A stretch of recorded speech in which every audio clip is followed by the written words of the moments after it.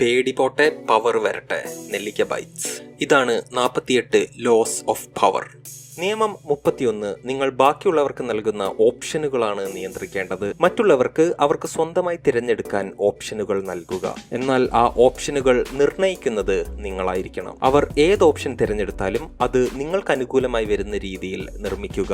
അവർ സ്വന്തമായി തിരഞ്ഞെടുത്ത നിങ്ങൾ കൊടുക്കുന്ന ഓപ്ഷനുകൾ നിങ്ങൾക്ക് നഷ്ടത്തിന് കാരണമായി എന്ന് അവർ തെറ്റിദ്ധരിച്ചാൽ നിങ്ങൾ വിജയിച്ചു. നിയമം 32.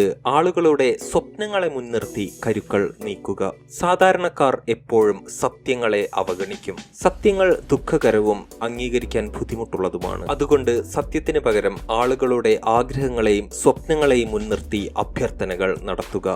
ഈ സ്വപ്നലോകത്തെ അവരുടെ മുന്നിൽ നീട്ടിയാൽ അവർ നിങ്ങൾക്ക് വേണ്ടി എന്ത് ത്യാഗം സഹിക്കാനും തയ്യാറാകും.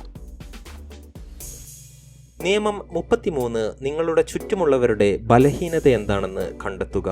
എല്ലാവർക്കും ഒരു ബലഹീനതയുണ്ട്. അവർക്ക് ചുറ്റും കെട്ടിപ്പടുത്തിയിട്ടുള്ള കോട്ടയിൽ ഒരു വിടവ്.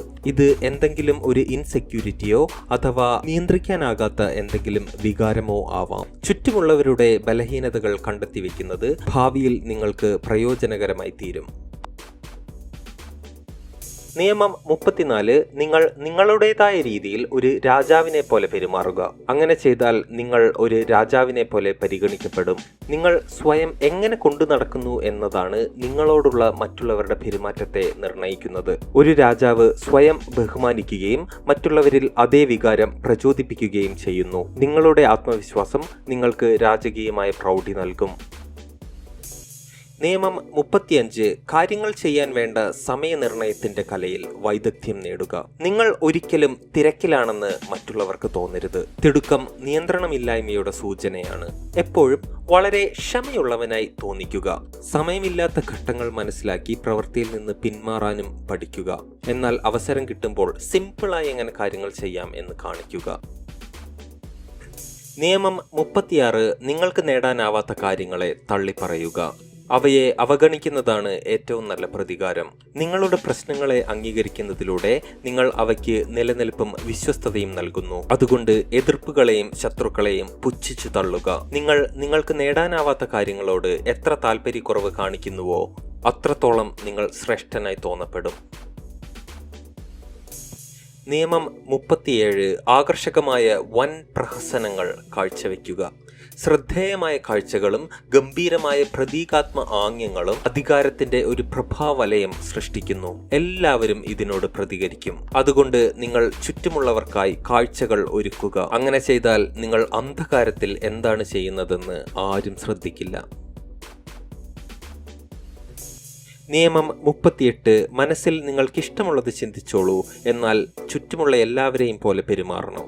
കാലത്തിന് വിരുദ്ധമായി പ്രവർത്തിക്കുകയും അസാധാരണമായ വഴികളിലൂടെ പരസ്യമായി നടക്കുകയും ചെയ്താൽ ആളുകൾ നിങ്ങളെ തള്ളിക്കളയും. മറ്റുള്ളവരുമായി ഇഴുകിച്ചേർന്ന് പൊതുവായ ഒരു അടുപ്പം വളർത്തുന്നതാണ് കൂടുതൽ സുരക്ഷിതം. ആന്തരികമായ ചിന്തകൾ വിശ്വസ്തതയുള്ളവരോട് മാത്രം പങ്കിടുക. നിയമം 39. മീൻ പിടിക്കാൻ വെള്ളം കലക്കിയാൽ മതി. എന്ന് വെച്ചാൽ എതിരാളിയെ തോൽപ്പിക്കാൻ അവരോട് ദേഷ്യത്തോടെ പെരുമാറുന്നത് കൊണ്ട് ഒരു പ്രയോജനവുമില്ല. നിങ്ങൾ എപ്പോഴും ശാന്തനും ഈസി ഗോയിങ്ങും ആയിരിക്കണം. അതേസമയം നിങ്ങൾക്ക് നിങ്ങളുടെ എതിരാളിയെ വൈകാരികനാക്കാനും ദേഷ്യം പിടിപ്പിക്കാനും കഴിഞ്ഞാൽ നിങ്ങൾ വിജയിക്കും. എതിരാളികൾ ആശങ്കയിൽ വട്ടം ചുറ്റുമ്പോൾ നിങ്ങൾക്ക് നിങ്ങളുടെ ജോലികൾ കംപ്ലീറ്റ് ചെയ്യാം. നിയമം 40. സൗജന്യമായി എന്ത് കിട്ടിയാലും പുച്ഛിച്ചു തള്ളുക. സൗജന്യമായി ആരെന്ത് നീട്ടിയാലും അതിനു പുറകിൽ എന്തോ തന്ത്രമോ ബാധ്യതയോ ഒളിഞ്ഞിരിപ്പുണ്ട്.